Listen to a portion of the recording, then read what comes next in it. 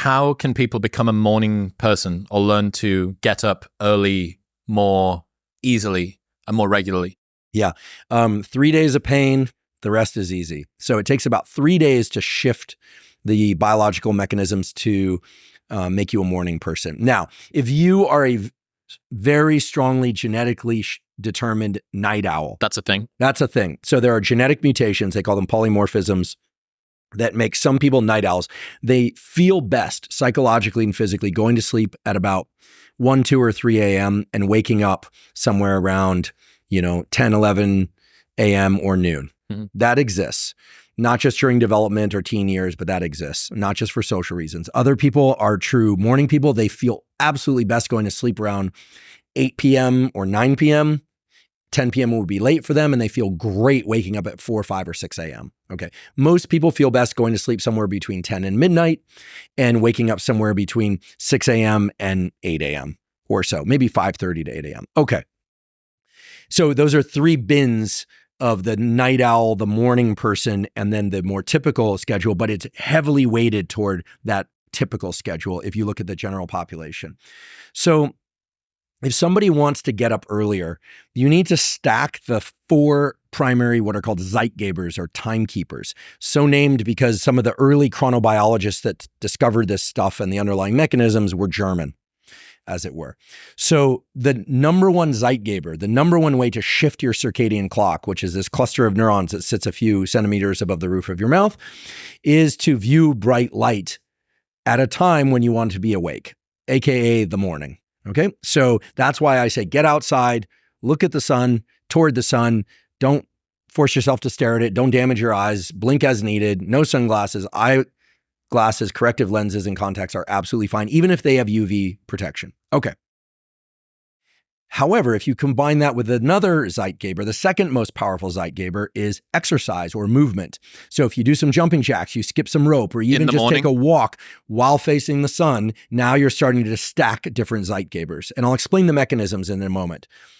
If you then also add caffeine, now this spits in the face a little bit of what I said a few minutes ago, but if you were to add caffeine, you can entrain, as it's called, the circadian clock to be alert at that time a bit more. And I'll be honest, if I'm going to exercise first thing in the morning, I need caffeine. I can't wait that 60 to 90 minutes. If I need to jump right into exercise, I find it's easiest for me to do 30 minutes after waking, 3 hours after waking, or 11 hours after waking. And a lot of people find that the same. But of course, exercise when you can, because it's that important. But if you want to, quote unquote, optimize your energy levels for exercise, typically people will notice that has to do with your temperature rhythm. Okay, so we've got sunlight, we've got exercise or movement of any kind. It could be jumping jacks, could be walking. You don't have to do a full workout. And then caffeine, and in some cases, food. I'm not big on eating first thing in the morning. I don't like to eat until 11 a.m. or noon. That's when my first meal arrives for me. Just naturally, that's when I get hungry. It's all caffeine and hydration prior to that.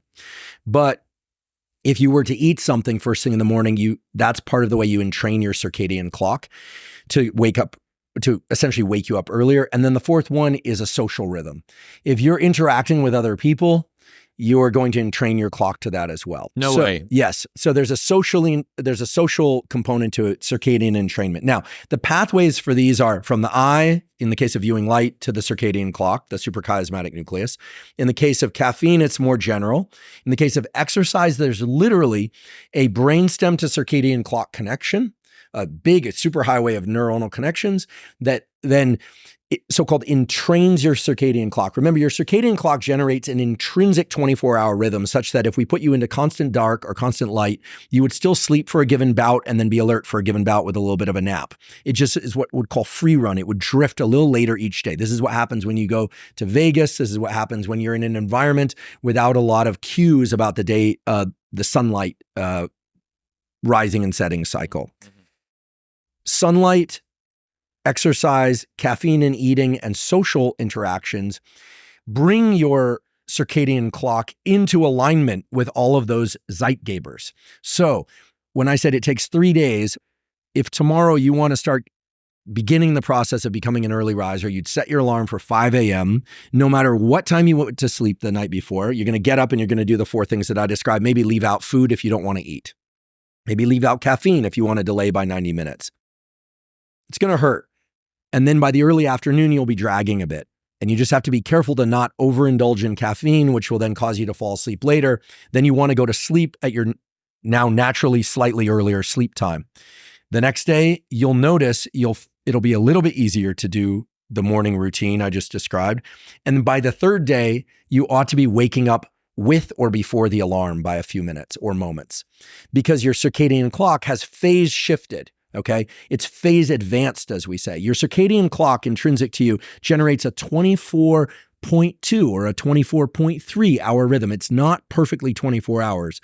And that we believe, we don't know, but the just so story is that it's such that you're able to then shift that clock in one or the other direction. You can phase advance, so you wake up earlier and go to sleep earlier. You can phase delay. How do you phase delay? Well, you're probably doing this already. Everyone nowadays pretty much qualifies as a shift worker by the strict and not so strict criteria of shift work, which is, are you doing any kind of cognitive activity after 9 p.m.?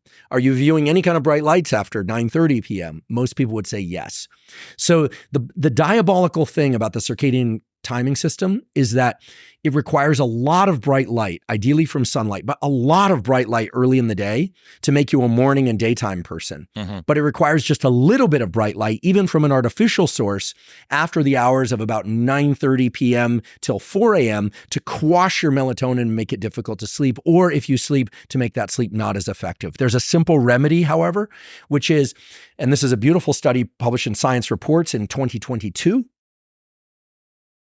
if you view sunlight in the afternoon, even for 5 minutes or so, could be late afternoon, could be sunset, take off your sunglasses, look in the direction of the sun, so now looking west, you adjust the sensitivity of your retina, the neurons in the back of your eye, such that bright light later at night doesn't have quite as much effect to suppress melatonin. It reduces the melatonin suppressive effects by about 50% or offsets those. So I think of this afternoon viewing as, well, first of all, it's nice to look at a sunset. If you're indoors in an environment like this, even if there are bright lights on, get outside for a few minutes before the sun sets. This is especially important in winter. Even if you can't see the sun as an object, get some sunlight in your eyes, and that will at least partially offset the effects of bright light in your eyes at night, partially. And I refer to this more or less as your Netflix inoculation, so that night you can be on your phone or watch Netflix and it's not going to disrupt your sleep as much, but it will still disrupt your sleep somewhat. But let's, unless, like Rick Rubin's very diligent about wearing the red lens glasses. I've started doing that as well. But if you don't do that, well, I'm guessing he also sees the sunset in the evening. Mm-hmm. He's very attached for good scientific reasons to the sunlight thing. But these are little things that take just moments, right? They're essentially zero cost that can really improve your sleep. But that's how you become a morning person. If you want to become a night person, you do the opposite. You view bright light between the hours of 4 p.m. and 10 p.m. and then you will phase delay or phase shift in a delayed way your circadian clock, making you want to wake up later the next morning. I wonder if dogs count as social interaction. Absolutely. And they have all of the same mechanisms we just described. So I just think, how can we stack that everything first thing in the morning walk? Yeah. If you're in a place that's not Iceland or somewhere that's super high north, dog, social interaction, moving around, and then caffeine if you do or if you don't want it. But if you have a dog that likes to run, you're even better off because it'll force you to run. You're gonna have to chase. If you have an English bulldog like I did, you'd be lucky if you get out of bed by 10. Yeah, you're in. Their eyes are droopy. They don't like to move. But it is the case that dogs will naturally orient toward the sun. And people always ask, do dogs have the same mechanisms? Absolutely. Intrinsically photosensitive retinal ganglion cells, the one that project to the clock and carry all of this thing about circadian entrainment to sunlight, are present, as far as we know, in every extant mammalian species, that's alive today. This is a system that evolved from bacteria that's very similar to the opsins, the light-absorbing molecules that are in the insect eye. It's a very primordial system. It's organized very differently anatomically in the retina. And to me, it's actually one of the more beautiful systems in all of us. In fact, the one thing that no one can seem to defeat, you're never going to biohack away, is circadian biology. This 24-hour fluctuation in energy and focus. Some people require less sleep, but we're all more or less a slave to these mechanisms. And, it's a good thing that we are, because it forces us to rest. Neuroplasticity occurs during sleep. They push down adenosine. It takes us through these natural ebbs and cycles of cognition. I'm obsessed by the idea that in sleep, the conscious mind obviously is not in control. The unconscious mind can geyser up thoughts. The brain is organizing things more in terms of symbols. Time and space are very organized very differently in dreams. And there's a lot of information to be gleaned from dreams. It's just that we don't yet understand what the symbols mean. The kind of classic Freudian Jungian interpretations are certainly not going to be complete, but I'm so grateful that we get this thing called sleep. And I think thanks to the great Matt Walker, we now understand that the whole thing about sleep when I'm dead is a really dumb mindset. And, my team at the Huberman Lab podcast, we sometimes joke that we win by sleeping. When we're in the peak of things, we all encourage each other to get rest, get rest. We really prioritize sleep.